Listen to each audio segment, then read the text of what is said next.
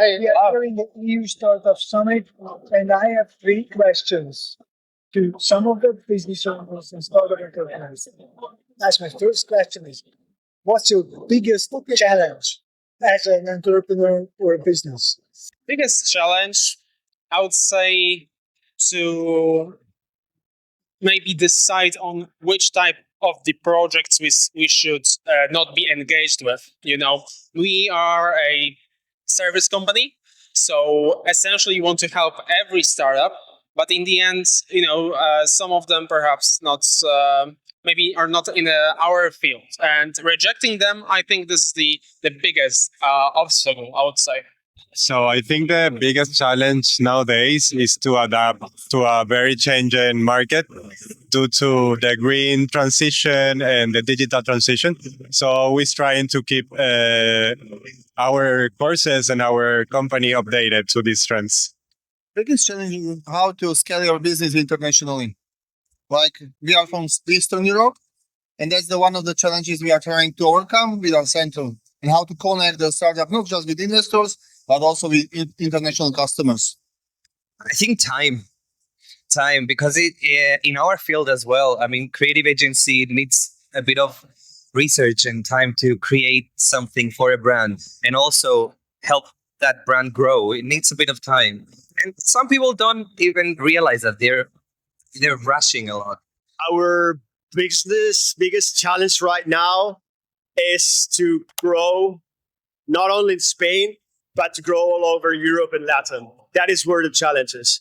To offer our technology in WeCover as the solution to embedded insurance on those countries. I think the biggest challenge as a startup is building trust as you're growing and credibility. You can have a very disruptive product, you can have an incredible product, but when you're coming into market, it can be difficult when maybe you're not behind a very well-known brand to actually bring that in and display trust that you probably are the right solution. I started 2 years ago alone. I had an idea. What I'm trying now is to grow the business, which is really challenging. I have a team of 11 people which is helping me, but I need also an investor to help us with an investment to give us some money to grow all of this, because I don't have any money. I've started alone. So I'm not an entrepreneur, but I work at a company called Airwallex, and we help entrepreneurs expand internationally through our banking infrastructure. So what we're doing is supporting startups and overcoming those challenges they face when they go international. So for example, banking infrastructure, accepting multiple currencies, some of those challenges. So you know about challenges, but it's not your challenges, it's their challenges. Exactly. It's our clients' challenges that we're solving at the EU Startup event. Second question. If you could solve just one thing today, what would that be? Sean, you want to take it? Oh, it's quite hard to say. But, challenging is always to change dreams into reality. And this is why we are here. This is the mostly reason. And we do this since more than 10 years international-wide. Will be to find new tools that would help us to be more efficient, and I think that will be good. We took with us from Toshi's Region 6 startups, and I will be happy if they will be able to connect with some international companies, investors, maybe partners.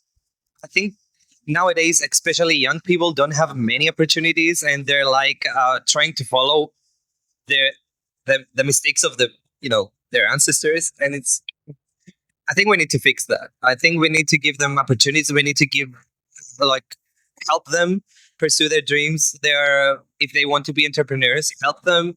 And actually, that's what the summit is about at the end of the day. So that's great. I will say it will make easy for clients to contract an insurance policy. Nowadays, it's very tedious, it's complicated. We wanted to make it fast, simple, and easy. I think if startups can be more equipped to move faster in going to market and developing products, that's always going to be something that you want to improve on. So anything that can enable that or improve that is going to be something that's going to be effective. We help people build their apps or their websites so they can have an idea. They don't know how to code, and we provide the solution that they can just use and build it in the same day. What thing could I solve for my clients? Yeah, I think it's just giving the customers the ability to scale quicker. You know, if a company wants to expand into the UK, for example, being able to do that. One of our clients, Rise Up, had issues with expanding into the UK. It took them 8 months to get a bank account. We solved that in a week. So it's looking at how we can solve those things quickly.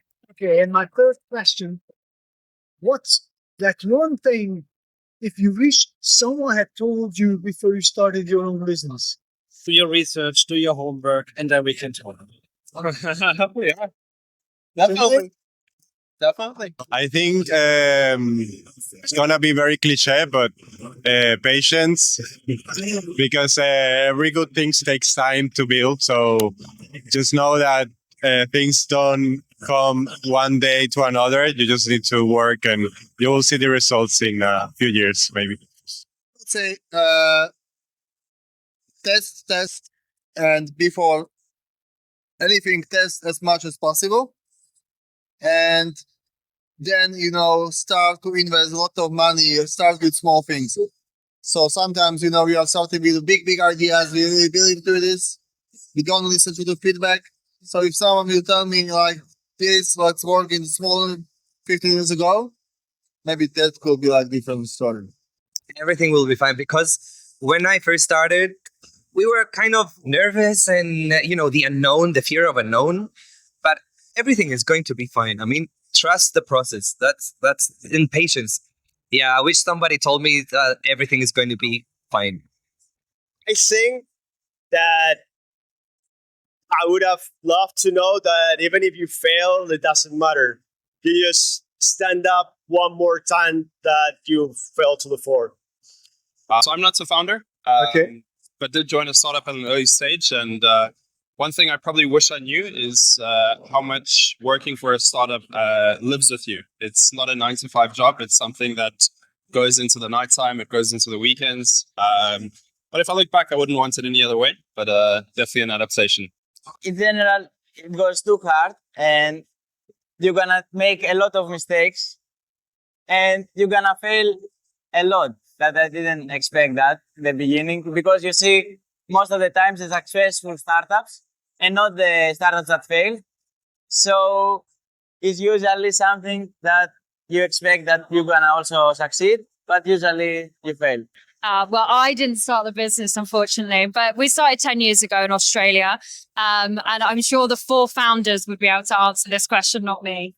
From the companies you work with, the startup companies, Yeah. did they tell you anything like that? I said, oh, I wish someone had told me such and such and such before I even started my business. Yeah, I can answer that one. I think a lot of people that I work with, especially, try and solve fires quite quickly, and then they work with multiple different providers. They, something happens, so they're having to be really reactive. And I think a lot of founders that I work with want to be more proactive and actually choosing someone that helps them grow. And actually, instead of fixing loads of different problems as they start, is actually having that one person that can, or one provider that can help them as those challenges arises. They've already got that infrastructure there. So, Following too many masters kind of thing. yeah. Stay tuned. Bye.